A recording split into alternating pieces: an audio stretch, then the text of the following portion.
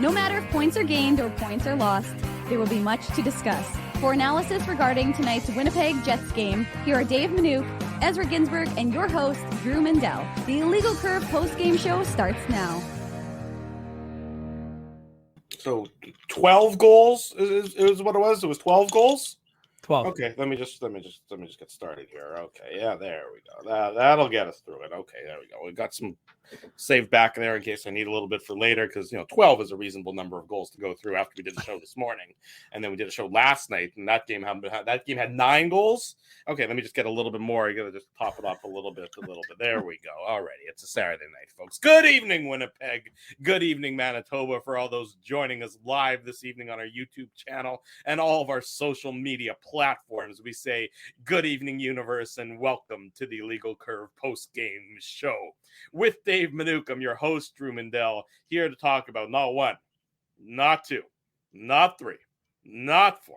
I can keep going. Not 5, not 6, not 7, not 8, not I think 9, you got the idea not through. 10, not 11, but 12 goals scored in tonight's game between the Winnipeg Jets and the Edmonton Oilers. The 1980s called. They wanted their game back, but this was fun, and it was a much-needed win, Dave M., for the Winnipeg Jets. Fun is one way of describing it, Drew. I mean, the angst in Jets land was high because it would look like a mirror image of what happened last night in Edmonton with the power play goal. Leon Draisaitl, my God, is that guy good? It's funny. He tends to get overshadowed by Connor McDavid, but I mean, he is a very good hockey player in his own right. Nothing super insightful with that comment, but it's the truth. And the Jets had a good response, and I thought the Jets had a very good bounce back game. I mean, there was a lot of energy in the building. The Jets, and I know I said this on Twitter, and I was obviously in the building. They did a really good job with sack night and honoring. That was really well done. Honoring, all the elders, and especially that lady who was 100 years old. I didn't catch her name, but that was pretty awesome. The way her to watch, she was so able-bodied to come onto the ice and be part of that ceremony. And the ceremony itself was awesome. So the Jets did a really good job before the game, and the crowd was amped up. Saturday Night Hockey, Hockey Night in Canada, H-Nick as you like to call it. And there was a lot of fun. I still maintain I'm right about that. You're not, but it's all good. We it's fine, Drew. We can have a difference of opinion. You can call it H-Nick. We can all call it HNIC. But the point is that the crowd was amped up, and you could feel it. You could feel the energy in the building. And I didn't know. I'll be honest with you. I didn't know how it was going to go. We've done, as you said, 3. This is our 3rd show now in 2 days. Yeah. And, there was not, as former coach Claude Noel used to say, there's not a lot of joy in Joyland. And I was, of course, having that chat with folks in the pregame show, but not a pregame show, but the pregame chat, I should say. And there was a lot of angst. But again, like I said, it really turned into that second period. I was like, down, up. Look at my computer. Look up. Yeah. It was just remarkable. 7 goals in 5 minutes between these two teams. So it was some good old Smythe Division fire wagon hockey, and it was a lot of fun. It was a good, and it was a good bounce back effort. And a lot of guys individually had good performances. I mean, Mark Scheifele did his best. Dylan DeMello on the Draisaitl goal, which was for the record just a spectacular goal. Of course, terrible giveaway. Terrible giveaway by 55. It's atrocious. But again, like I said, probably the most important was Adam Lowry's performance. Mm-hmm. He needed that goal probably more than any other player. Morgan Barron had a big game, and of course 44 Josh Morrissey was simply phenomenal again. Yeah. Although Colby Spence, our photographer, took a big picture of when he scored that goal with 1.2 seconds left. Mark Scheifele almost broke him, and you could see like Morrissey's skate is like this, and I'm like, doesn't look great, but they celebrated like Dave Ellett scoring in double overtime. Yeah. But hey, guys, it's the end of the second period. It's a regular season game. I appreciate the enthusiasm involved. It's a big win for this Jets team that now puts themselves back into the 3rd spot. Colorado. It's funny how we were talking about Colorado like they were giant killers and they were never going to lose a game again. Sorry, now they've lost 2 games and they lost handily to Dallas, and I don't know who they lost to previously, but they do have 2 losses in a row, and I think it was by a substantial margin. So Colorado now reeling with 2 losses, and the Jets finding themselves back into third spot in the Central. Well, and of course, I mean, not to get too far ahead of ourselves, but the schedule on Monday is, you have an easier game on paper, which should be an easier game against the San Jose Sharks. So the Jets can't be looking past the Sharks to Wednesday against the Wild. They need to maybe, build a little bit of momentum, as much momentum as you can get from a potential 2-game winning streak, but you certainly can't backslide on Monday. And again, we're getting ahead of ourselves with that comment. Drew, by the way, speaking of Monday, though, quickly, does that count as a revenge game? For Nemesnikov? Yeah. Yeah, it's a huge revenge game. And just like next Sunday's game against Tampa Bay is a huge revenge game for Asimont. So yeah. Well, the funny thing about Nemesnikov, I don't know if people heard. He played well, by the way. I thought he had a very good game. He did. He fit in really well, and his pregame presser was great. I don't know if anybody caught it because he did it about 4:30, right after Rick Bowness spoke this afternoon before the game. And it's just quickly, it was interesting. I thought that he said the Sharks basically told him not to leave Tampa. Like, don't even bother coming here. Don't come to San Jose. Yeah. We're going basically going to look to trade you. So he was traded 4 or 5 days ago by the Sharks and the Bolts, and they essentially said stay in Tampa, and we're gonna be flipping you for someone else. So like Jonathan Quick going to Columbus. Don't actually go to Columbus. Exactly. Just going to quickly move you along on your way. But yeah, no, he was good, and he had a real critical block. I thought he had a really nice block in the third period. That's the kind of thing that gets your teammates to really, man align and had a nice block. Like, the guy stepped up. I mean, that's, you needed a performance. Look, you knew it was going to be a chaotic game. Two teams playing, 24 hours after they played last night. You knew the game wasn't going to be a clean game. You knew it was going to be a bit sloppy. You knew there was probably going to be, it was probably going to be a little bit higher scoring, but you liked a lot of the effort. I mean, there were some things that obviously there's some mistakes. We'll highlight them, but I mean, a lot of those elements that you wanted to see from this team in a game that was pretty much must win. I mean, again, not from they're not going to make the playoffs position, but this was as close to a must win game as the Jets have played this season. Well, I mean, look, the struggles have been well documented. We don't need to, say it again. We all know what it's been like since, 2023 started, the middle of 2023, the last month, one of the worst teams in the league. This is a kind of game, you're right. Second half of back-to-back, you need it more than the opponent does. I mean, they do need it more than the Oilers did. I mean, I know that they're close enough in the standings, but the Oilers are playing some good hockey as of late. It's the second half of a back-to-back. Look, Jack Campbell looked awful. I mean, we're going to go through the goals, and then we're not going to take anything away from the Jets for their victory. But Jack Campbell looked absolutely horrendous in that. You can see the difference between Jack Campbell and Stuart Skinner last night. I mean, Stuart Skinner made all the saves that he needed to make, and never mind the ones that came after it was 5-0. We can forget about those. They don't really count. But, Jack Campbell let in, multiple soft goals tonight. And the Jets took advantage of that. Now, they barely took advantage of it, but they took advantage of it. And they get the victory, and they get the victory in regulation. And when it's 6-5, under 3 minutes into the third period, the Jets hold on. And that's what I tweeted before the third period I started. I said, look, if there's ever been a period that the Jets needed to prove that they can hold on to a lead, it's this one. And I mean, they weren't great in the third period, and Edmonton had their chances, and Connor Hellebuyck had to come up big, but your goalie's better than the opposition goalie. Prove it. Well, Hellebuyck did. He was good in that third period. He made a number of key saves in that third period, and the Jets did hold on. Now, if the game was an extra 5 minutes, would they have held on? Well, I don't know, but that doesn't matter. They get full marks for holding on. They get full marks for a 7-5 regulation time victory.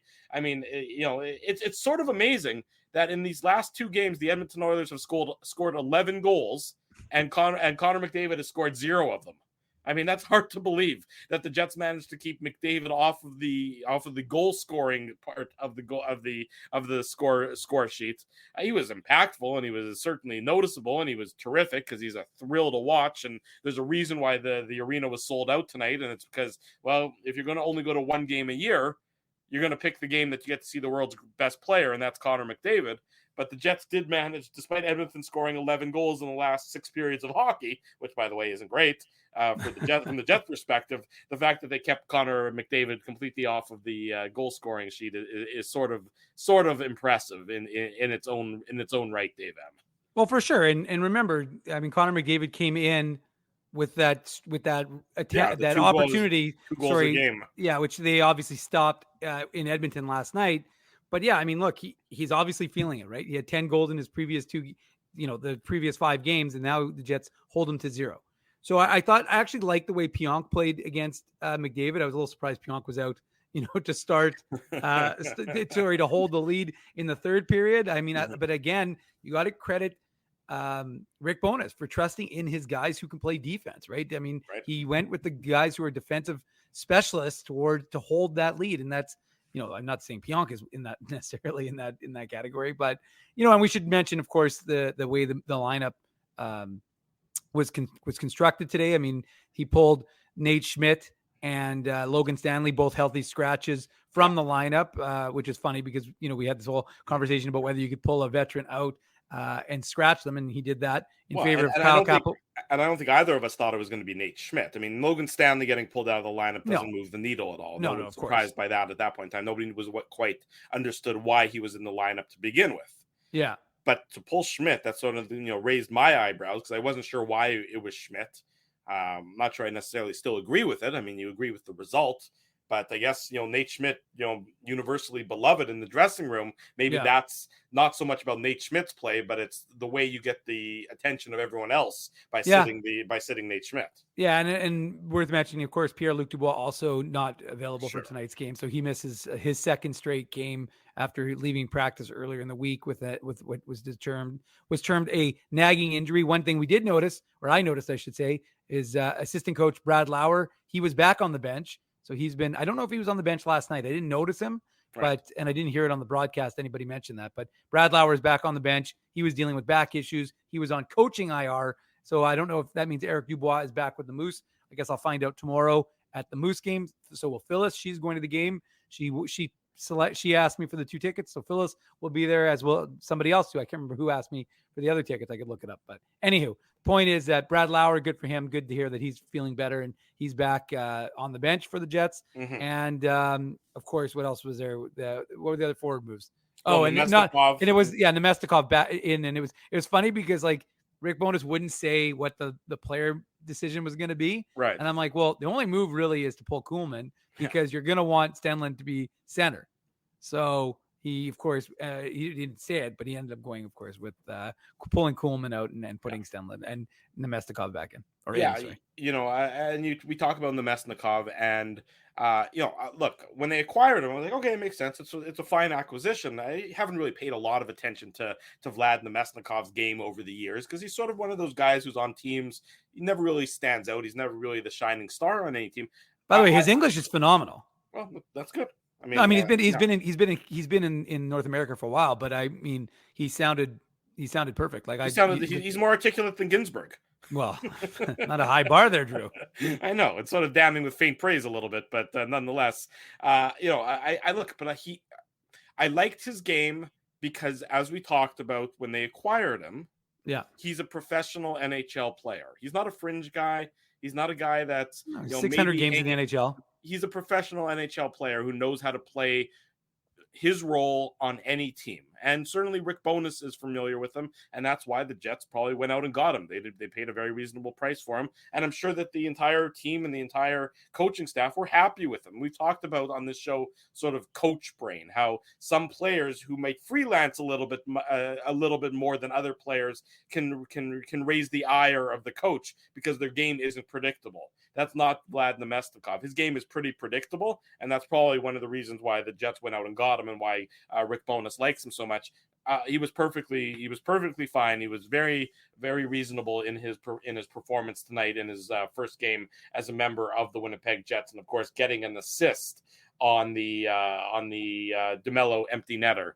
So he gets his first point as a member of the Winnipeg Lowry. Jets. The Meskov got it on Lowry's goal. They took it away from him. It's Barron from Dillon now, unless the score sheet hasn't been updated really? That I'm looking at. Yeah, they took it away from him for that goal. Oh, that's weird. It was originally said, okay, well, whatever. Yeah, that's why I thought it was that one. That's why I did a double look when I was looking at my second screen here. But no, he got the primary assist on the DeMello goal, and I thought he had one on the Lowry goal, but it was removed and given to Brendan Dillon instead. What can you do? What can you do? I'll tell you what we can do. is we can head into the Betway game recap. Drew, we got 100 goals to get through. Let's go. Because it's 15 minutes into the program, and the Betway game recap might take us a solid 2.5 hours as I bang my microphone yet again. The Betway game recap is brought to you naturally by our friends at Betway, one of the most trusted voices in sports betting, both in Canada and all around the world. Betway is the sports betting app that puts you, the customer, at the forefront with a large selection of betting options in sports, as well as strong promotions and fair odds. What are you waiting for? Head on over to Betway and bet your way. Must be 19 years or older to play. Say it along with me, folks. Please play responsibly. Please drink responsibly. L'chaim. Whatever you're drinking on this Saturday night, if you're having a beverage, if you're joining in with me, please do so responsibly. Before Roscoe gets here, and we know that responsibility and Roscoe certainly don't go hand in hand. Draisaitl opens the scoring. Carbon copy to last night. Jets take an early penalty. Wheeler in the box for hooking. It was Connor in the box last night. Early penalty. This one, it's Wheeler for hooking. Doesn't take the Oilers long to capitalize. How about 13 seconds?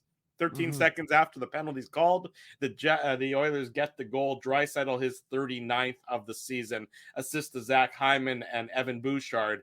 1-0 Edmonton. And if you're like me, Dave, you're like, uh-oh, I've seen this game before and I saw it last night and I still have the memories burnt into my retinas. This is what happens when you front a guy on the power play. And all the teams, all the defensemen are told now to front guys. They don't play behind guys anymore. They try and block the shot. When the shot gets through and there's a rebound, you're going to be outnumbered. And the Jets were outnumbered, and Leon Draisaitl had the easiest probably of his 39 goals so far this season. Yeah, no, that's true, Drew. And again, it was we've talked about it. One of the things the Jets needed to do, Rick Bowness talked about it specifically, was stay disciplined and not take, needless penalties. And for the most part, I thought the refs were okay. They missed some things. There was one instance where I want to say in the second period, Josh Morrissey basically got mugged by about 2 or 3 Oilers, and it allowed Connor McDavid to go in on a 2-on-1, and Connor Hellebuck made a big stop. But, and then there was the Morgan Barron penalty, which led to, it was just a pretty soft call. I mean, he's in front. They called it interference in front of the Oilers net. I didn't think that was a great call. But anyways, the point is that the Jets needed to stay disciplined. They didn't.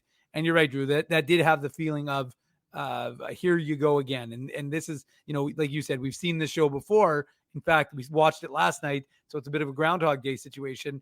And, the funny part is, I guess there's a lot of Oilers fans in the building. So again, Absolutely. it creates it's also because the Wasack colors are the same as the Oilers colors.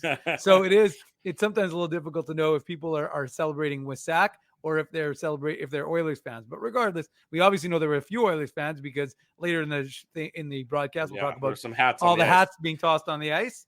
But yeah, look, it's a tough goal. It's a tough situation for Winnipeg because you take the penalty and now you've given up a goal 13 seconds into that power play, and you're already at kind of again, it's all about response, right? It's always about how does a team respond after giving up a goal.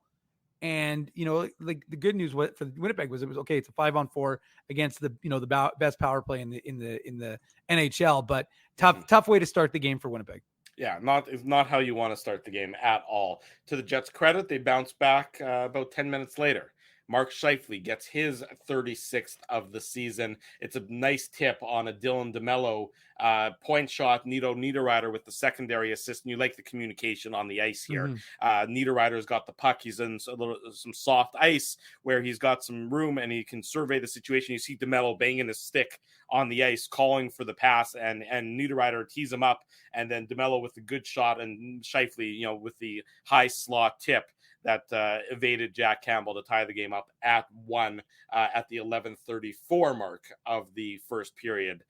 You like this. This is what you want. You want guys going to the net. You want point shots getting through. This is how goals are scored in the NHL by and large nowadays. By throwing pucks towards the net, getting traffic, and then getting a stick on the puck for the deflection. Well, I would, before we even get into this goal though, Drew, I think the key was that the Jets were playing the right way for following the giving up the opening goal to the Oilers. I thought that they didn't sag, and they continued to play within the structure of the system. And I thought it was a good period for the most part. And McDavid is always going to get his chances. So will Leon Draisaitl and Zach Hyman. I mean, they've got oodles of talent on that. Ryan Nugent-Hopkins. They've got a lot of talent on that Oilers roster, so they get their shots. But I like the way the Jets played for the most part between being down and the building erupted. And you're right. That to me was what was my kind of key from that goal. A couple of things. One, shocking, having someone in front of the net. Great. Yeah. But more importantly, I agree. The communication between DeMello and Niederreiter was important because Niederreiter makes a nice play on the wall, gets it over to DeMello, who's got some open space. And I actually thought DeMello scored until I saw the replay. Of course, from our perspective in the press box, a little hard to see that Scheifele actually got his stick on that, but you could see that he was leading the flyby in line. So you knew that he was the one who had the goal.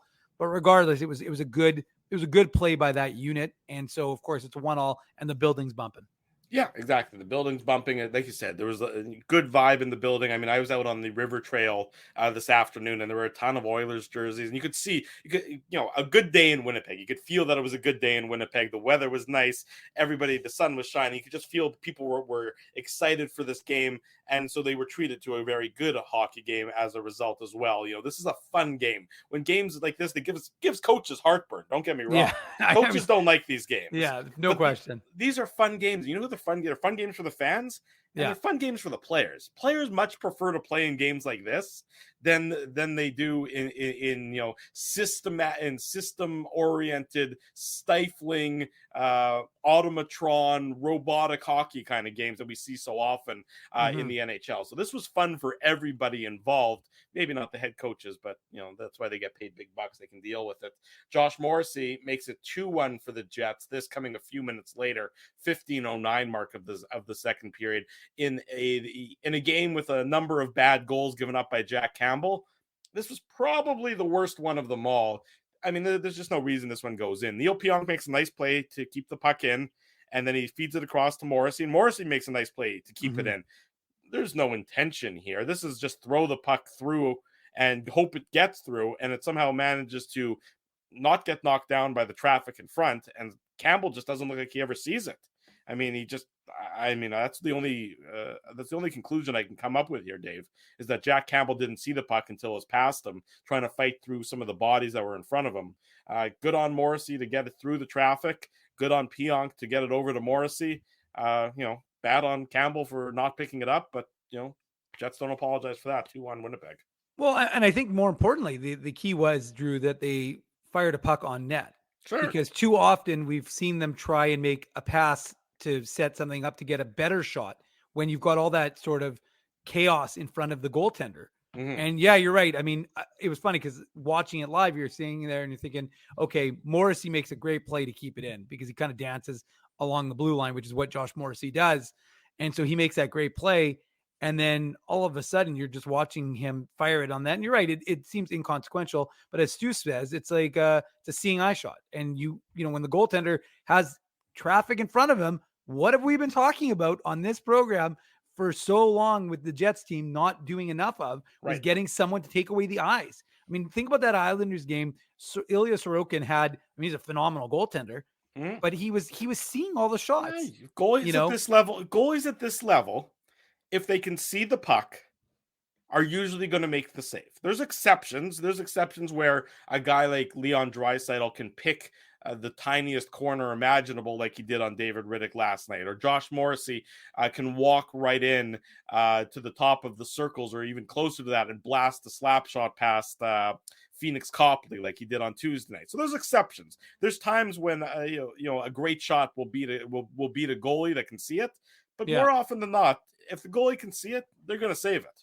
So that's why, like I said, to me, that's the key of that play is twofold. One, you have a guy, Josh Morrissey, who doesn't have a lot of time. So he's like, okay, I'm just going to quickly fire this on net. So that's good because best case scenario, he scores a goal, which he did. Yeah. Very rare, obviously. But more likely, what he's hoping for is some sort of rebound, something greasy, and that's what the Jets need. So, I mean, he, got the first objective and not the secondary one. But the reality for the Jets is you're now 2-1.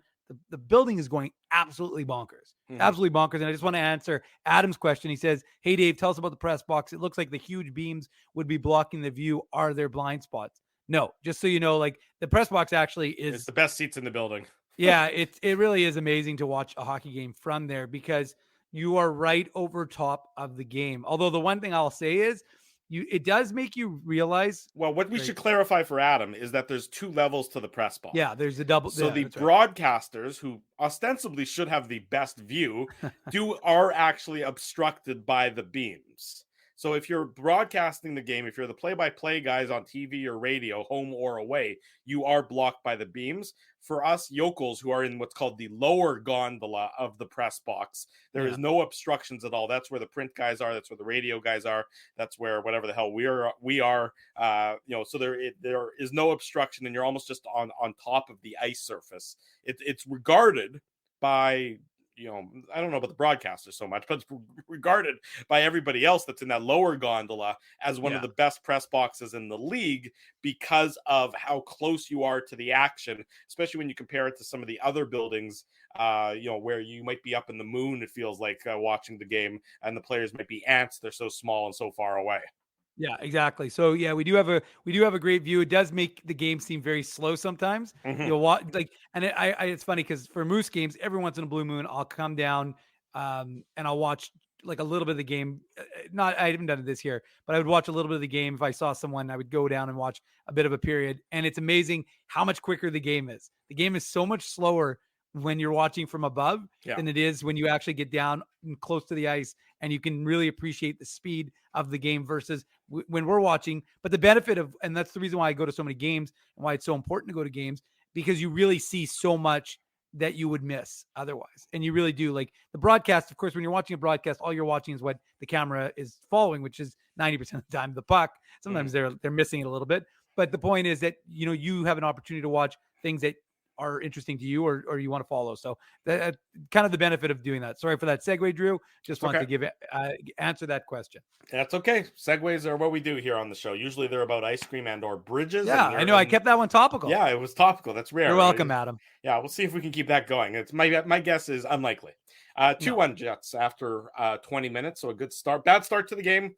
Good end to the period for the Winnipeg Jets. You like most of their first period, outshooting the Oilers 13-10 in that opening period. Second period, the Jets are on a power play. Well, huzzah! That power play should usually result in good things. Not so much on this one.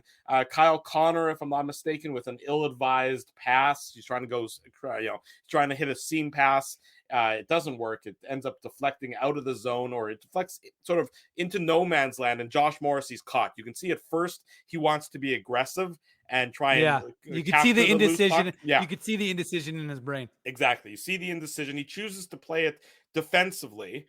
I'm not going to say one way or the other what he should have done. I thought maybe more aggressive in that instance. Let's put it this way: 44 can do whatever he wants. That's right. Exactly. I think far be it from me to criticize him given the season that he's had and given the game that he's had here. Anyways, it ends up in a 2-on-1 with Ryan Nugent-Hopkins and Matthias Janmark. Ryan Nugent-Hopkins is going to want to play against the Jets 82 games a year. He's been absolutely a Jets killer over the last couple of nights. He sets up Janmark with an absolutely beautiful saucer pass.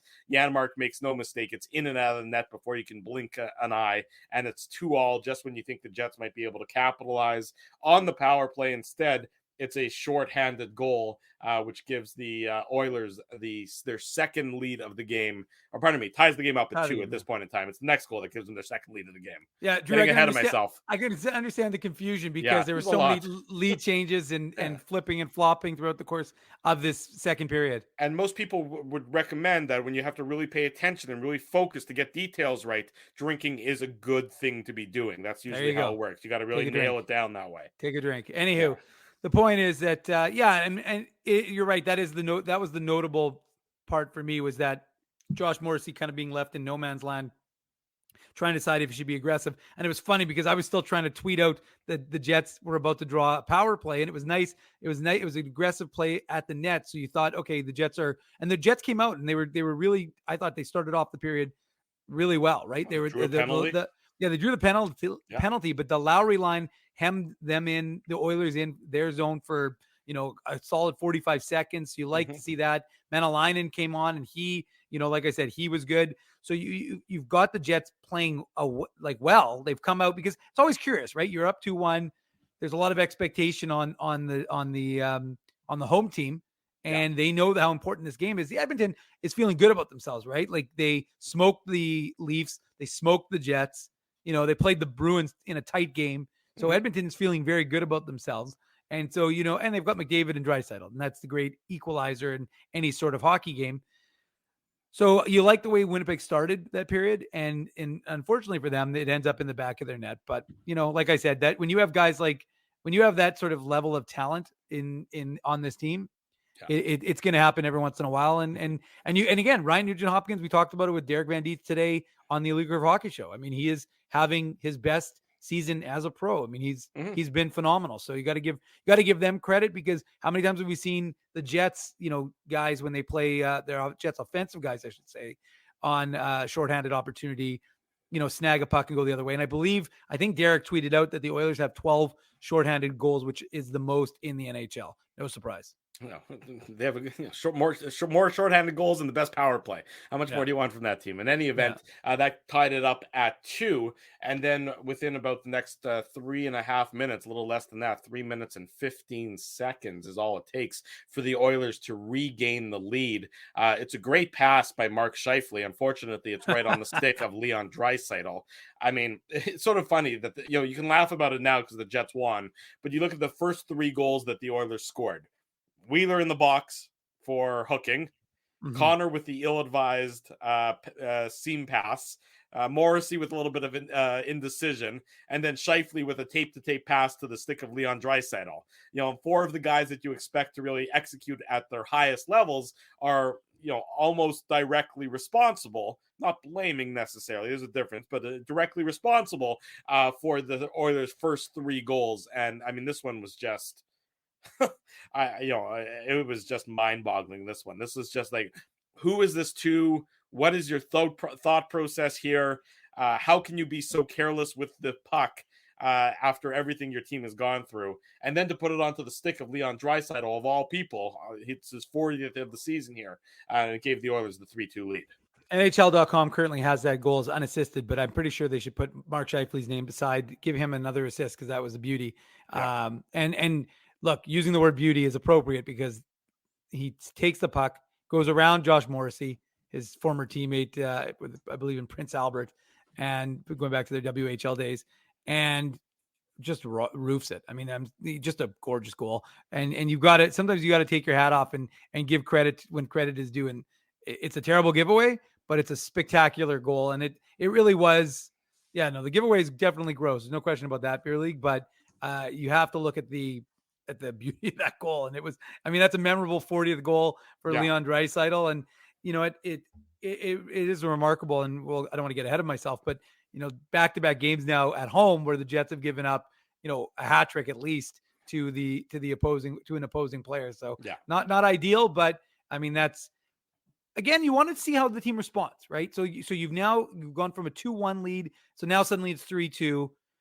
And you're wondering what is going to be the reaction. To me, that's the biggest question. Like, how will this team react in the next minute? And we're going to get to the reaction momentarily, but first we're going to award the Tough Duck hardest hitting comment. That goes to LB. Again, as he's not here, so I get to make up the rules as I go. Sure. LB with the hardest hitting comment in tonight's post-game show. Happy that the Jets won, but they honestly had so many turnovers today, and most of them happened when they weren't even under great pressure. This is a major issue that great teams can't do. I would agree with most of that astute comment from LB. So LB, please send me an email, drew@legalcurve.com, or you can slide into my DMs at ICDrew, and we'll hook you up with a toque, courtesy of our friends at Tough Duck. So congratulations to you on the hardest hitting comment so far during tonight's post-game show. We're only at goal number 5, so we still have 7 to go. The show's 35 minutes old, so say hi, say goodnight to your wife and kids and everybody else. It's going to take us a while tonight, but LB, congratulations on winning the hardest hitting comment. You talk about the response, Dave. You wanted to see how the Jets were going to respond. They trailed 1-0. They responded. They trail 3-2 now. How do they respond? Well, they respond in 42 seconds. Adam Lowry scores. Stop the show. Stop the presses. Adam Lowry scored. It's his 8th of the year, his first since I had hair, if I'm not mistaken. It comes assist to Morgan Barron and Brendan Dillon, and it ties the game up at 3. And this is a massive goal for Lowry himself and a massive goal for the Winnipeg Jets, as, again, there wasn't a sag. There wasn't a hang your head in sorrow after they gave up the lead. They responded, and they tied it up very quickly. Well, and that to me is an absolute sign that this team is in the game still, right? Like the fact that you pushed hard and you just, like you said, Drew, very shortly thereafter. And it's appropriate because I tweeted earlier in the game. I got to go and find it because you're right. There were a lot of tweets from that game, but it was funny because we had the, just as in the second period, I said the Lowry line with a solid shift in the second, early in the second period, feels like 17 is close to finally breaking his goalless streak. And so then, they scored. And so I said, okay, well, one, Bailey, the intern, is going to be very happy because she's a big Adam Lowry fan.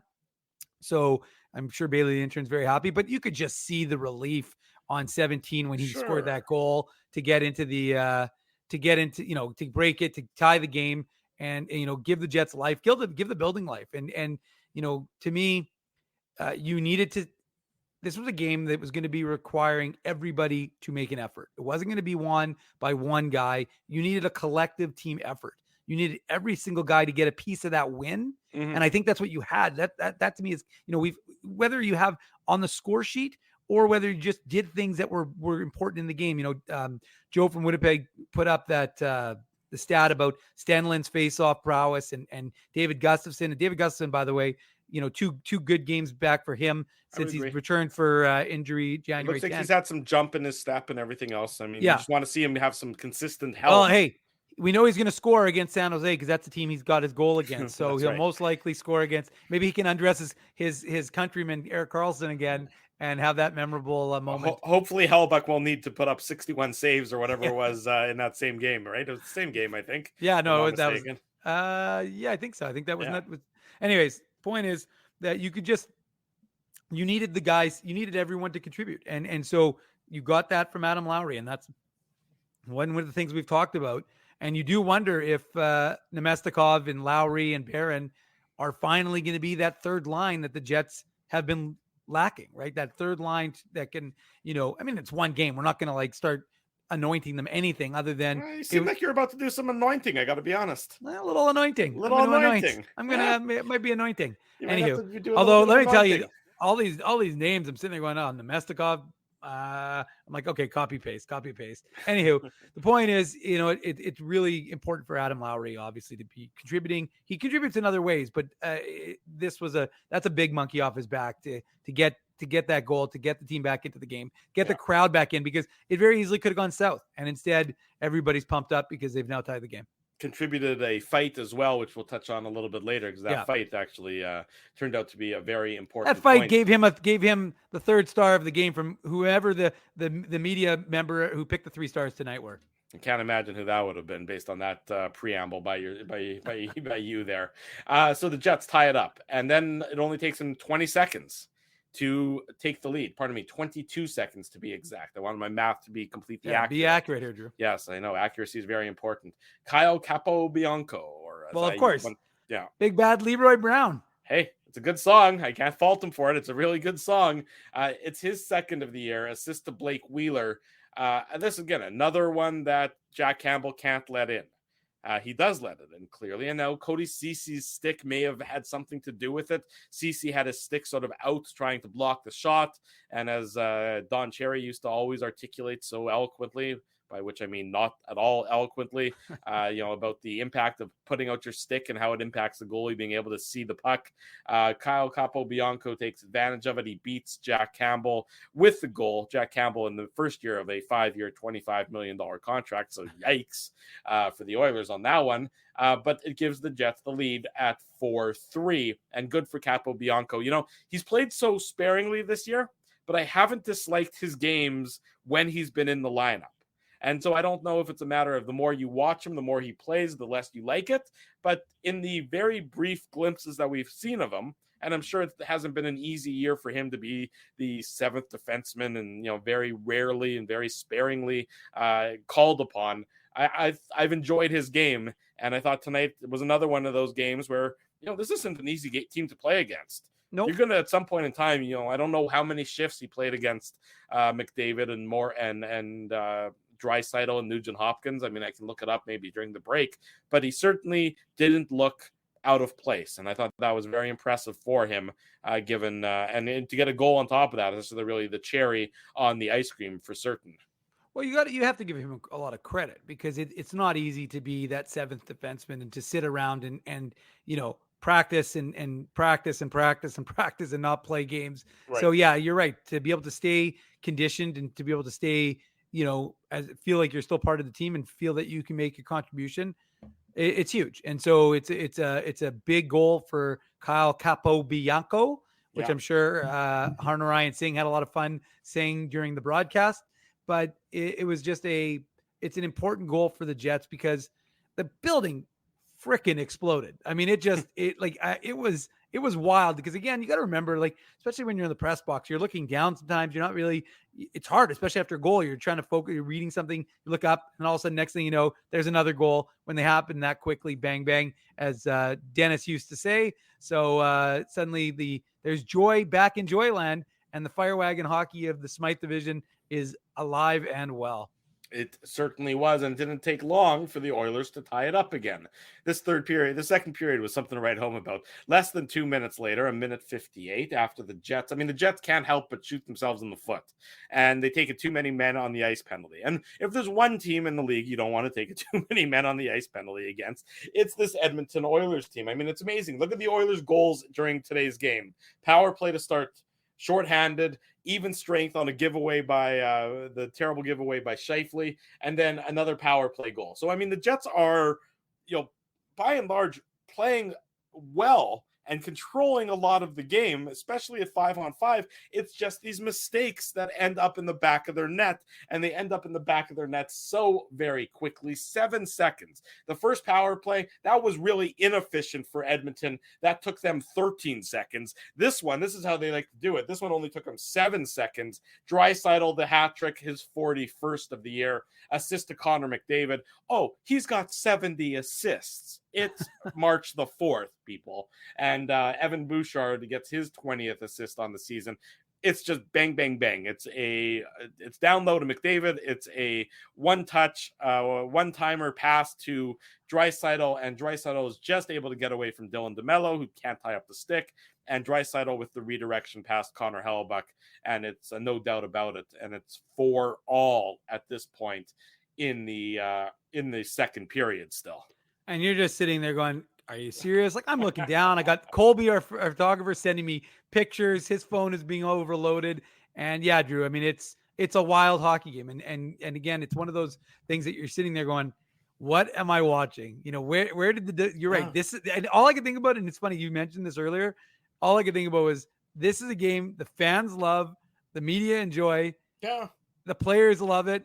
The coaching staff absolutely losing their minds. It's never going to happen. And sorry, I'm going to digress a little bit here. Sure, it's never going to happen, but this is entertaining hockey. This is how hockey should be played. Now, it's never played this way, or it's played this way so sparingly because so many of the teams in the league can't play this way because they suck.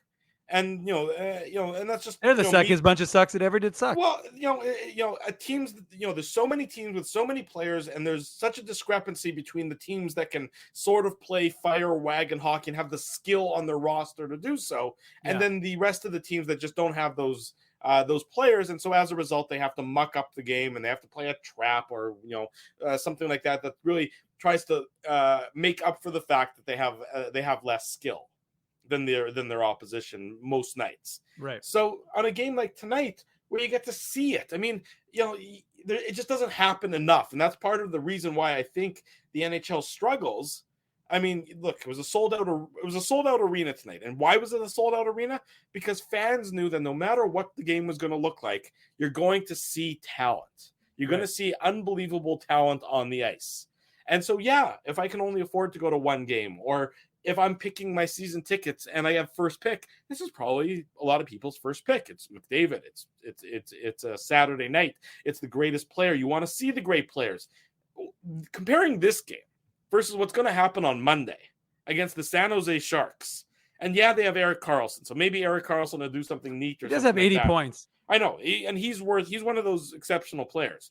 But by and large, otherwise, it's just going to be stifling to have to watch, go from this to going to an average Jets team against a not very good San Jose Barracudas team on Monday night. So that's a bit of an aside. That's a bit of a tangent, but that's why this kind of game is so fun. So the Jets, Draisaitl ties it up. It's 4-4 if my math is correct at this point in time. But we're not nearly close to done in the second period. No, we are not. But you might as well. Well, let me just take a break. Let me take a breath and remind people what you need to be doing as we keep going here on the Illegal Curve post-game show is you need to be smashing the like button. You need to be subscribing to the YouTube channel. You need to be sending me your social insurance number so I can steal your identity. You need not that last thing. I'm sorry. Hang on. I said the quiet part loud and the loud part quiet again. My mistake.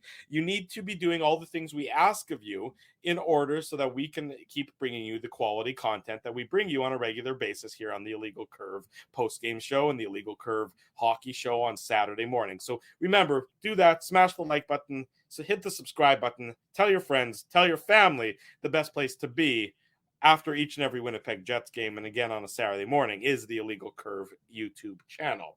For all at this point in time, we're not yet. Sorry, hold on. We might have to give another tough duck too, because this is a great comment by Bailey, the intern. Put it on the thing. I'm going to graduate high school before this show is done. Well done, Bailey. I get a lot of chuckles out of the chat, but that's a chuckle and a highlighter. You might. You really might at this point in time, Bailey. We're almost an hour into the post-game show, and we haven't even got to the third period yet. Still in the second. It's 4-4. But Morgan Barron, again, it doesn't take the Jets long to respond. You like to see the punch back. They got punched in the jaw a fair number of times, and I'm not talking about Adam Lowry and Darnell Nurse, but they punched back. So the punch and then the counter punch. Morgan Barron, a guy who's been all around the net but hasn't been able to score for a long time, is able to get one. His 6th assist to Josh Morrissey. Morrissey's up to 51 assists on the season. What a fantastic year for him. I'm telling people as if they don't already know that. But a lot of intelligence shown by Morgan Barron here, sort of making sure that it's a legal line change. He almost had to wait an extra beat before he's able to pick up the puck and then come in all alone on Jack Campbell. I think it was maybe Kyle Connor was the one who was exiting the ice and Barron was the one who was coming on. I could be wrong about the Connor part there, but whatever it was a good line change for the Jets. Probably not a great line change for the Oilers, or they maybe just got lost a little bit in the shuffle there, as can happen in that chaotic second period with the long change. But Barron picks it up, he cuts in, and he goes, I think, 5-hole on Jack Campbell, assist to Morrissey, and the Jets have now retaken the lead again, 5-4. Punch, counter punch, punch, counter punch, punch, counter punch, punch. Well, and again, okay, sorry, I didn't mean to finish up. I didn't mean to finish off your little ditty there, but the point is that Dave, I've gone delirious. That's all good. We've been doing like 800 shows in a row, Drew, in the last like 4 minutes, so we're all good. But a little bit of deliriousness is fine. So I think I think delirium is the word you were looking for there. What did I say? Deliriousness. Whatever. We make up words here on the show all the time. What do I care? Delirium. Sorry, Drew. I didn't know you went to medical school. Yeah. Anyways. I'm not a doctor, but I'll take a look. Yeah, exactly. I once bought that shirt for a buddy of mine who's a chiropractor. Yeah. No, he's not a doctor either, let me tell you. Well, ouch. Well, he wore it, for the record, he considered himself to be a doctor, I think, but he did wear that shirt with pride. So anyways, that's another aside here. But look, it's huge. I mean, first of all, you're right. Presence of mind by Morgan Barron to ensure that he's onside, to make sure that he doesn't take it too many men there. And so you could see that he hesitated, and he could have been, the one thing, and I think, my seatmate beside me said, I don't think I've seen him move that quickly. And it was good to see for him to get the wheels going and to really push towards the Oilers net. And he could feel the guys behind him, but that's a big goal for number 36. I mean, it's a huge goal for him to feel good and to get that piece of the win. And that's what we're talking about here with contributions across, not just from your top six, but across the board, all up and down the lineup, is the fact that every guy there feels like they're getting a piece of that win, which is of course significant. So that's what you want to see. And so, yeah, and again, it's another one of those situations where the crowd is losing their minds because, you thought you just blew up the lead and you thought Edmonton's going to keep pushing. And like I said, the funniest part to me, Drew, was that was like 7 goals in like, it was 5 goals in 7 minutes from the first one in the second period to Morgan Barron's. And you're just sitting there going like, what the hell am I watching? This is absolutely madness. So anyways, it was a huge goal for the Jets, a nice goal by Barron. And you could see the crowd goes bananas. The crowd is loving it. And that's what you want. That's what you want from, and we had someone, I highlighted the comment earlier, but it's what the atmosphere in the building felt like. And again, a lot of that I think was the WSAC. We got to give them credit because they had a lot of, but I'm saying between whistles, I don't know if they showed it during the commercial break, but they'd be playing the music and they'd be doing this. So it was like entertaining. Like there was stuff going on that was, I think, keeping folks excited. And again, people react to these kind of games. I mean, I think people enjoy them. It's a little chaotic. And like I said, everybody but the coaches are happy. Everyone but the coaches are happy, and then the happiness even increased right before the amazing part is that Barron goal doesn't come like with 3 minutes to go in the second period. It comes at the 10:45 mark. There's still half a period to play, and they scored this many goals. So it's not they scored what 1, 2, 3, 4.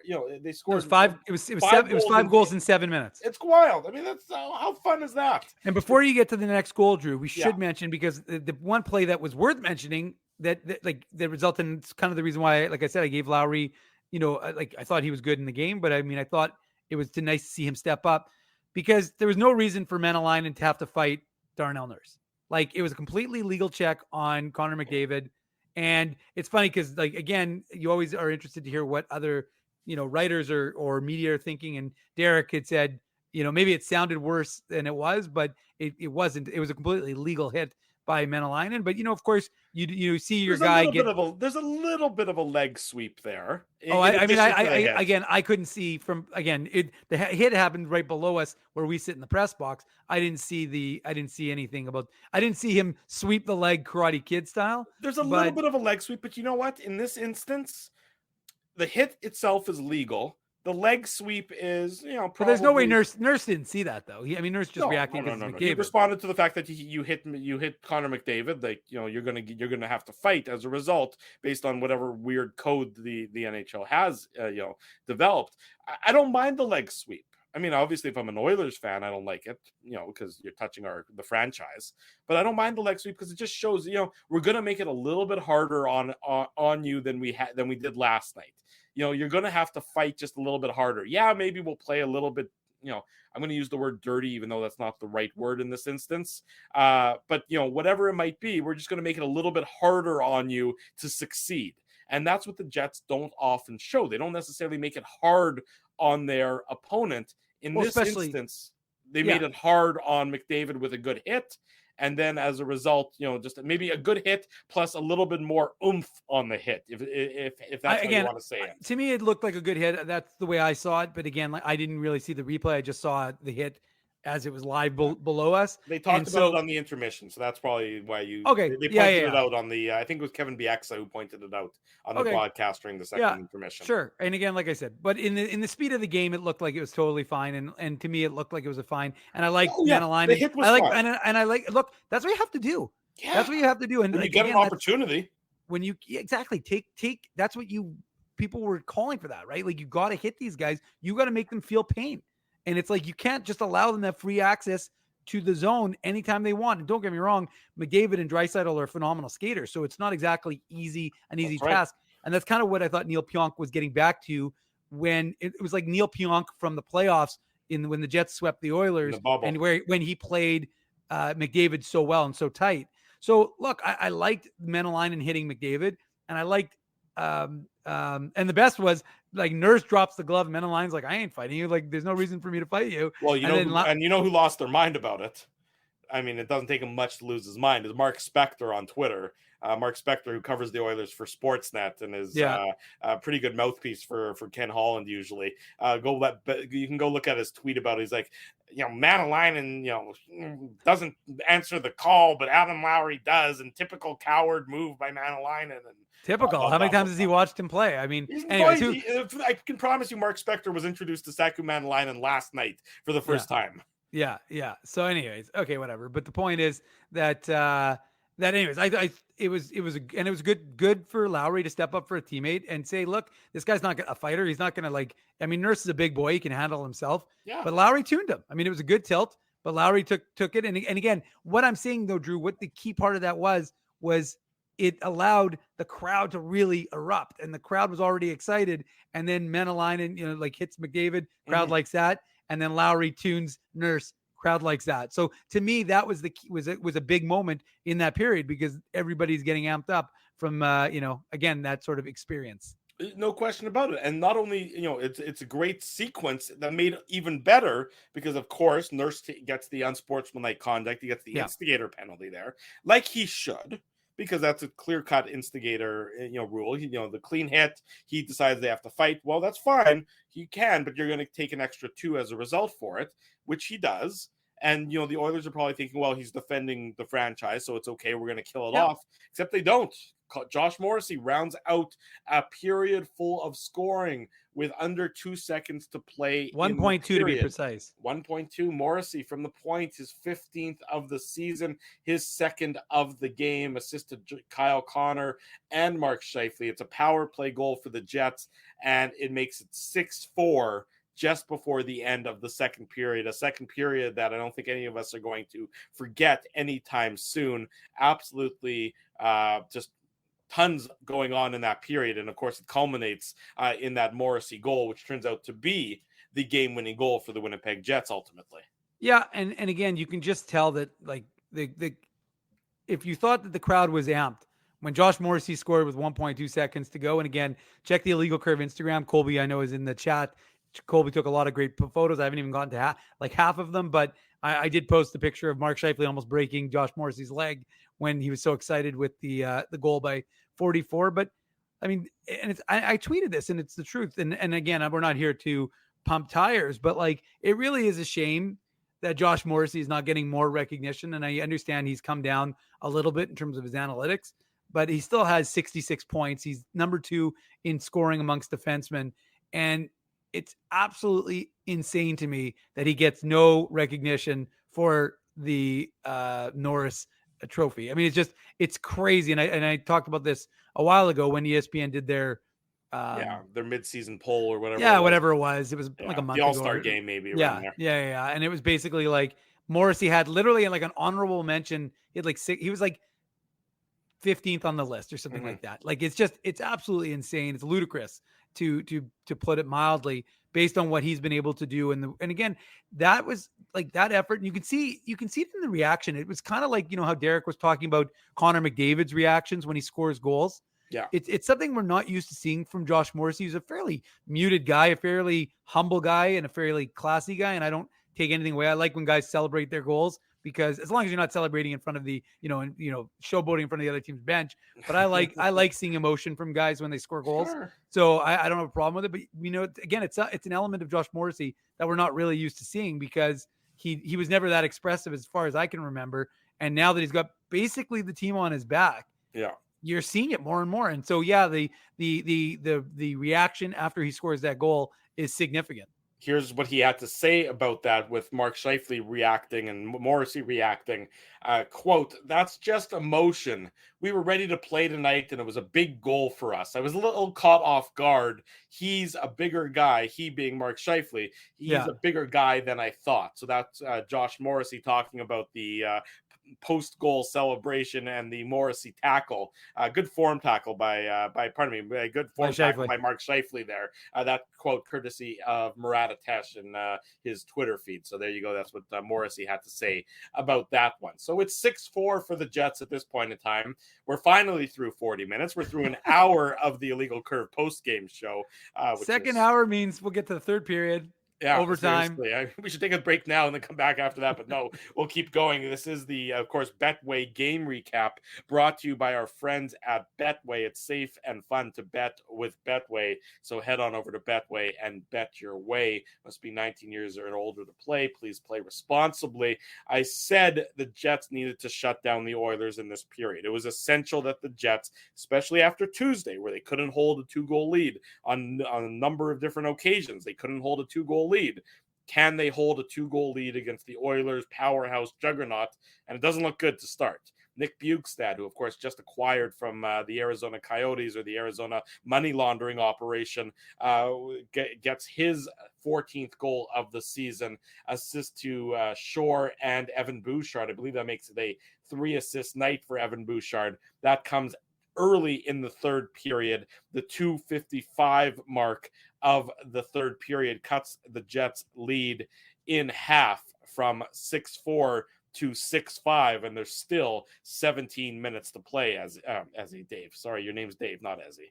I apologize. I'll pay penance for that later on. It's all good. It's all good. You can call me Ezzy anytime. Yeah.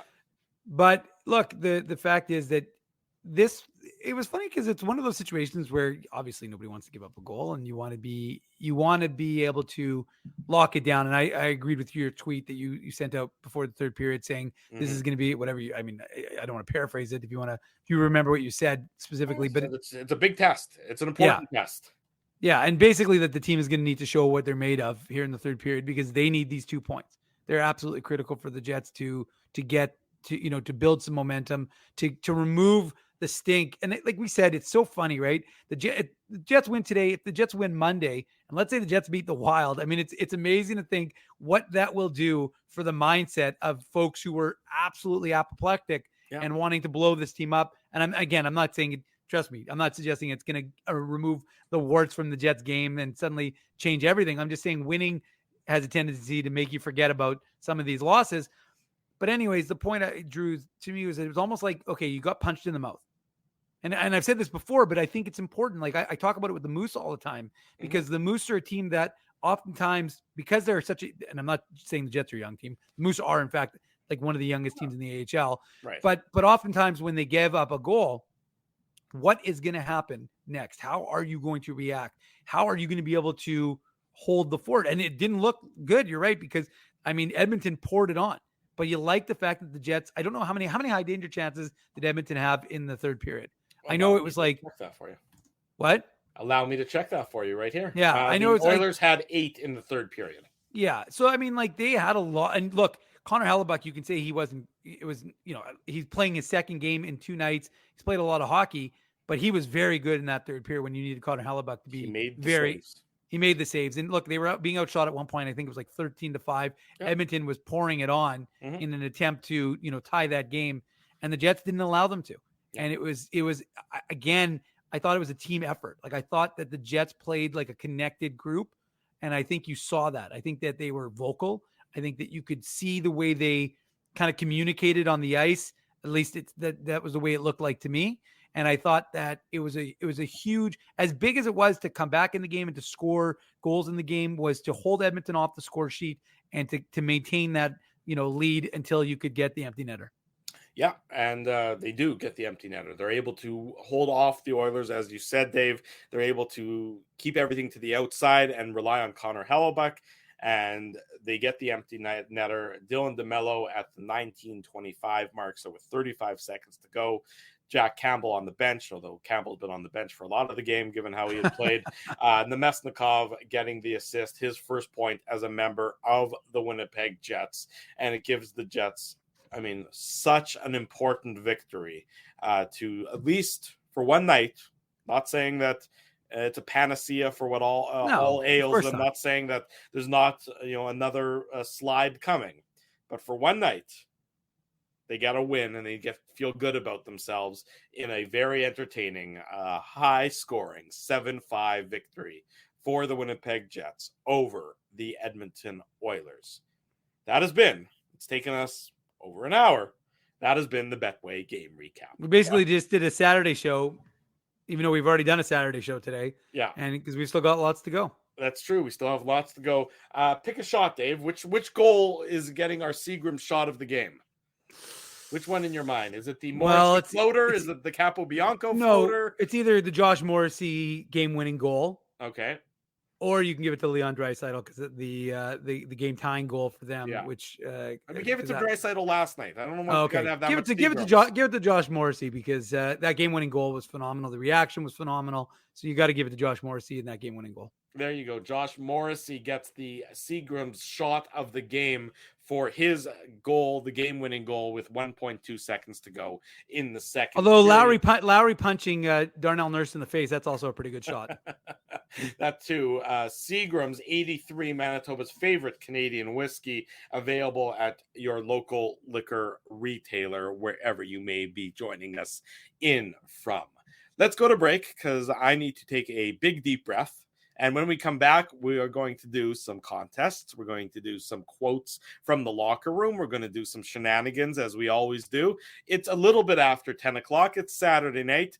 If you're with us to this point, you have nowhere else to be. So stay with us. It's the Illegal Curve postgame show. Drew Mindell, Dave Manouk. We're talking about the Jets. We're talking about whatever else is on our minds. We're live on YouTube and all of our social media platforms. Jerry Seinfeld, Chris Rock, Jon Stewart, Dennis Miller, Brad Garrett, the biggest acts and all the up-and-comers. They've all made their mark at Rumors Comedy Club, North America's longest-running independent comedy club. Rumors has kept Winnipeg laughing for over 25 years. When was the last time you laughed out loud? Make it a great night out with friends or book your office or birthday party, even a fundraising event at Rumors. Get all the details and dates on upcoming shows at rumorscomedyclub.com. He winds up. Oh, looks like Ezzy took that one right in the choppers. A blistering fast puck hurts like HE double hockey sticks. That's why I let the pros at Linden Market Dental Center turn my yow into wow. Get your brilliant smile back with state-of-the-art restorative and cosmetic dentistry from real pros. And remember, always wear a mouth guard. Now that's solid on ice advice. Learn more at lindenmarketdentalcenter.com. Creating smiles for life. Whoa, Ezzy, everything okay? You look stressed. Of course I'm stressed. We're moving, the house is upside down, the kids failed miserably at packing the fine china, and my life is in chaos. Chaos! Yes, that does sound like a problem. What am I going to do? Ezzy, relax. Rolly's Transfer Moving and Storage is the answer. With 60 years of experience in moving Manitobans and a track record of exemplary customer service, one call to Rolly's and your stress is gone. No job is too big or too small. Just visit Rollies.com and they will take it from there. Thanks, Dave, and thank you, Rollies Transfer Moving and Storage, online at Rollies.com. Dave, my man, why are you in the car already? It's hours until game time. Drew, it's because I'm stressed out right now, driving around downtown Winnipeg, looking for a parking spot, and I'm not finding one. I've lost Ginsburg. I don't even know where that guy is right now. Dave, haven't I taught you anything? Do what I do. Pre-book your entire month's worth of game day parking with the Grid Park app. It's super easy to use and saves me both time and stress. Well, Drew, I'm not independently wealthy like you are. So I'm sorry that I don't have millions of dollars to pre-book my parking month in advance. What's that going to cost you? $25? How about $5? Come on, $5? No way. $5. I'm not telling you a lie. And our listeners can get a free park with the new special promo code Illegal Curve. Guess what? There's more. Come on, there's more, Drew. You're lying to me. What more could there be? Grid Park now has underground parking, so my car can stay warm during the game. So wait a second. All the driving around I do, looking for parking, minus 40. You're telling me I could be toasty warm in a car after the hockey game? That's exactly what I'm telling you. Underground parking. Just download the Grid Park app. That's GRYD Park and use the code Illegal Curve. All one word. You'll park for free your first time. Hi, it's Drew from Illegal Curve here. Selling your home can be stressful, but it wasn't for me. Thanks to my friends at Zappia Group Realty, they made the process so easy. My home sold within 48 hours and with multiple offers. Zappia Group Realty took care of everything with their exquisite customer service and attention to detail. If you want to sell your home for more in less time, get started by talking to Frank and Mauro Zappia of Zappia Group Realty. Online at zappiagroup.com. For 3 generations and over 80 years, Tough Duck has been making apparel that works and plays as hard as the people who wear it. From jackets to work boots and everything in between, Tough Duck's clothing can handle the harshest environments, even the Illegal Curve hockey show. Work to live, live to play. Visit toughduck.com. 10:15 in the evening. Welcome back to the Illegal Curve post-game show. Drew Mindell, Dave Manouk with you on this Saturday night. Hope you're enjoying your evening wherever it finds you, whatever you are doing, if you're doing something in addition to, of course, watching these two handsome gentlemen on the screen, Dave M. and myself, courtesy of Murat Atesh. We need to keep sending Murat. That's why, I miss Murat on the road trips. Generally, he's sometimes on some of the road trips because he's really good at sending out the quotes from the players in a really timely fashion. And that's, of course, very important to me. And that's really all about me and you and, everyone that's watching this fine program. Adam Lowry, this is courtesy of Murat. Like I said, when he was asked by Murat how Winnipeg parked the feeling of deja vu, the deja vu, of course, being giving up an early power play goal like they did last night. Quote, "I don't know if you park it. It's like, oh boy, here we go again." That's one of those things. Scheifele gets a great tip, and Josh Morrissey's shot finds some eyes, and now all of a sudden we're able to flip the script. And they certainly were able to flip the script, and those 2 goals were certainly huge for the Winnipeg Jets in their, I guess it's technically a come-from-behind victory over the the Edmonton Oilers, coming from behind, down 1-0, and coming from behind, where were they down? 3-2, if I'm not mistaken, and then holding on after they eventually took that 5-4 and then 6-4 lead. More on Lowry. Lowry on the Pond Hockey Barn Burner 7-5 Scorcher. Quote, "David Riddick looked at me at one point and he goes, 'This might be 10-8.' And I go, 'I certainly hope not.'" So a good deadpan humor from Mr. Adam Lowry. I saw Adam Lowry was backstage seeing Bert Kreischer, the comedian, along with Connor Hellebuck and some of the other teammates earlier this week on the concert hall. I saw that on Bert Kreischer's Instagram feed. So there you go. So you mean Bert Kreischer, like the guy from is he the guy who always doesn't wear a t-shirt when he's doing his comedy? That's exactly right. He's hilarious. I've been watching a lot of his YouTube stuff. He's actually very funny. He does with Tom Segura, right? Yeah, that's right. Tom and Bert. And was he in Winnipeg? I didn't realize he was in Winnipeg. You missed him. He was here on Wednesday. No. I mean, it's fine, but I'm just saying I didn't realize he's very funny. I like him actually. Yes, and so I was talking to one of the gentlemen from Rumors, and they were backstage, and they said he was a very nice guy, and he was a classy gentleman, and everything else. And apparently, what I heard is that one of the comedians who opened for Bert, Dave Williamson, addressed the crowd at the concert hall and said something along the lines of, "You guys in Winnipeg should be so thankful because you have the best comedy club in North America." Speaking about Rumors, and the entire crowd cheered in response. So nice. There you go. So that's a nice little behind the scenes thing going on there. More from Murat Atesh, courtesy on the Jets quotes. Josh Morrissey on the Jets resilience tonight. Quote, "The early power play and goal against can kind of bring back some bad memories. I guess in the short term, but we got back on it and we just kept playing. I think that shows that we were ready to play tonight. And even some adversity early wasn't going to affect our ability to keep playing and play the rest of the 58 minutes or whatever it was." Of course, the question being, why weren't they ready to play last night? But tonight they were ready. And as a result, it contributed to a 7-5 victory over the Edmonton Oilers, Dave M. Well, and remember, one of the things, it's funny, it feels like it was a lifetime ago, it wasn't that long ago, we were talking about how the Jets couldn't score a 5-on-5 goal if their life depended on it. Well, they seem to have found out how they could do that in these games against the Kings and Oilers. I mean, obviously not necessarily last night. You're not gonna celebrate that too much, but the fact is that you needed to be able to get it done, and again, collectively as a group, and that's exactly what they did, getting contributions up and down the board. So you still need more. You still need more from Kyle Connor. He seems to have been snake bit a little bit. Nikolai Ehlers, he too is a little bit, still trying to find his game a little bit throughout the course, since he's returned from his injury. Yeah. And I mean, you do still wonder how much the sports hernia, is hampering him just a little bit. There's no question in my mind that he's not playing at full strength.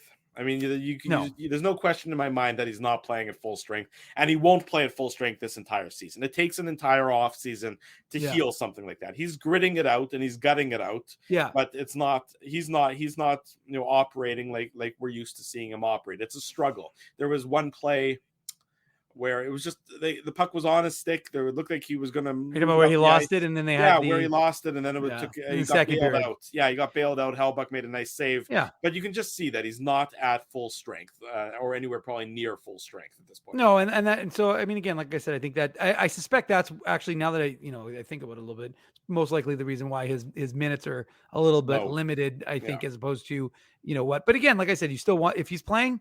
Like, that's the one thing at the end of the day, if you guys, that's like last year, remember we had to hear about all these guys being injured and playing through injuries. And it's like, well, why are you playing them? Like, if they're playing and they're okay, but they're still injured. And then if it's not an excuse, then don't use it as an excuse now. Because if you had the option to let guys heal and sit some guys and you didn't, and that's your prerogative, but you can't then claim, oh, well, he was dealing with X, Y, and Z. So anywho, the point is that you still have guys who need to contribute. Blake Wheeler still needs to find more. You need to see more from him. But overall, like I said, he struggled tonight too. I mean, he's struggling. I don't know. Problem is the Jets are really limited with their options. No, there's nothing to do. I mean, realistically, I mean, we don't know what the status of Jets, of course, are going to be off tomorrow, so there won't be anything. We won't find anything about Pierre-Luc Dubois until Monday, when they have a morning skate as they get ready for the Sharks. But yeah, I mean, look, you're not operating with there's not a lot of depth there, right? Not a lot of options. So you're the Jets will be hopeful. Look, I mean, but the truth is, and again, like Wheeler's numbers, I think the underlying numbers for Wheeler and Stenlund's numbers weren't good, but Wheeler's numbers actually, and who's the winger on that line that I'm thinking of? Connor. Yeah. Right? It was Niederreiter, Scheifele, and no, Ehlers. Sorry, it was Wheeler. It was Ehlers, yeah. Wheeler, and Stenlund. Stenlund's numbers, I don't think his underlying numbers were that good. But the point is that I just think that you don't, when you have Dubois, just under 50% possession. Okay, so they weren't bad. But anyways, the point is, look, I do wonder if Rick Bowness goes back to Dubois, Connor, and Ehlers. I do think he will.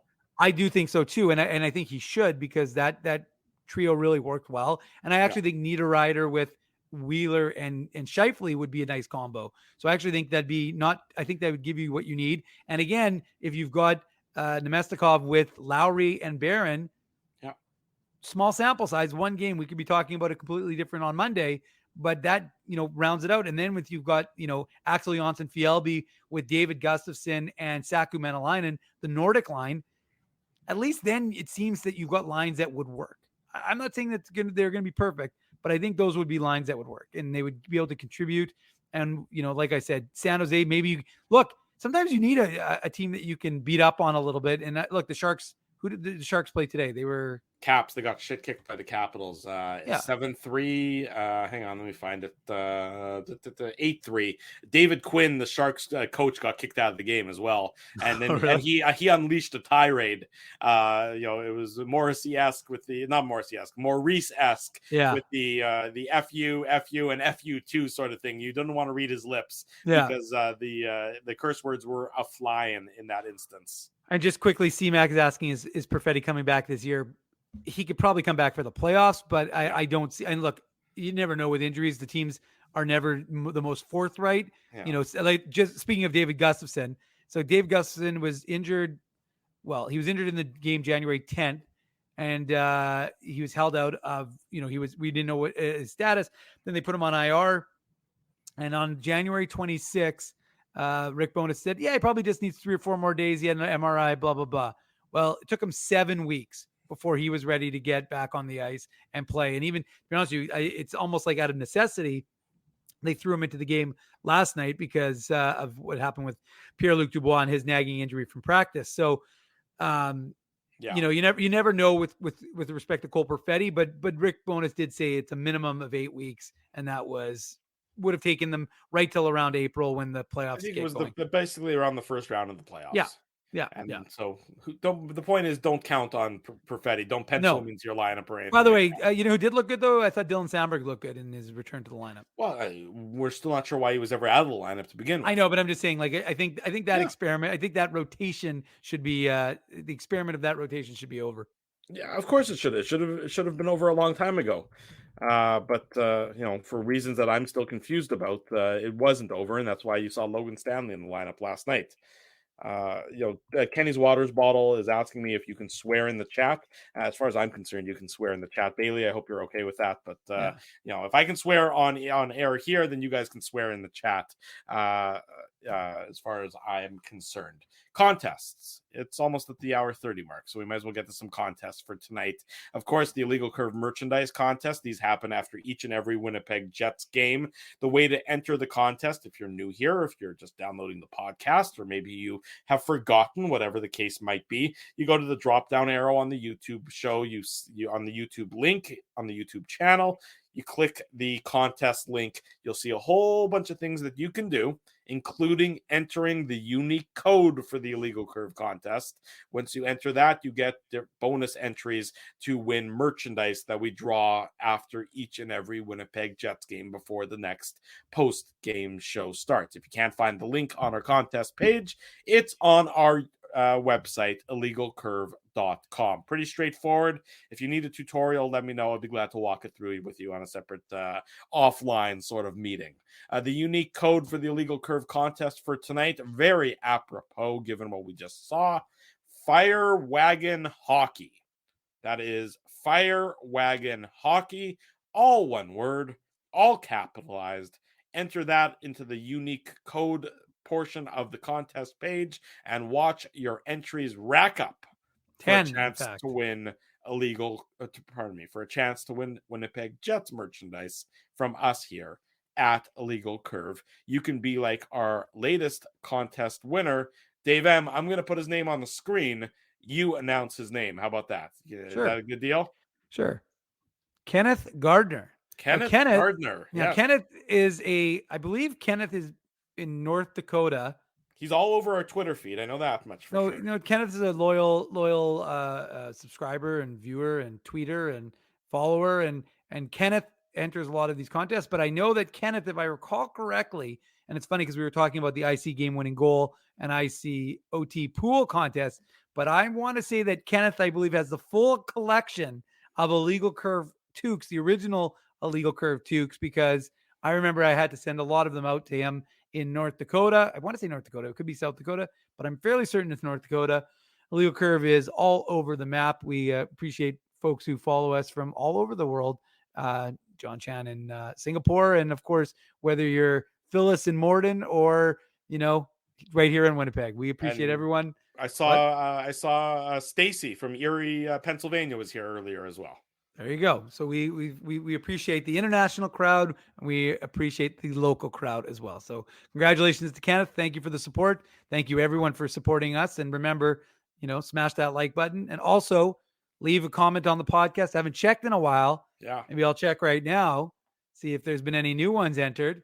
My fancy Illegal Curve phone, but let's see if there's been any new ones. Anyways, remember, drop a comment on the podcast. Let people know what you like about Illegal Curve. And remember, key is this. If you go, and I see a lot more people doing it, so I'm going to keep letting you know when you see our content on Facebook, like it and share it. Like and share, that helps spread the word about Illegal Curve. And we've really started to boost up that, that area of our social media, which is funny because I never really used it, but it's good for the website, illegalcurve.com. So if you can, we appreciate you sharing our content and just helping inform other Jets fans about your source for Jets, Moose, and Ice news. Yeah, it's hard to believe there are people who don't know about us, but those people are sadly missing out on some very interesting parts of their life that they didn't know that they needed. So be sure to inform them that, again, the best place to be after each and every Winnipeg Jets game. Are there new comments?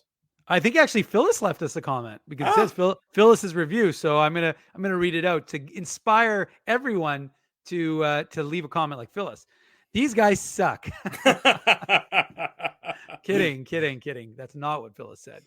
Love IC show for the decidedly humorous takes of Drew, Dave, and Ezzy. They are entertainment at its finest, and coupled with my love of all things Winnipeg Jets, it's a winning combination in my opinion. Thanks, IC, for brightening my life.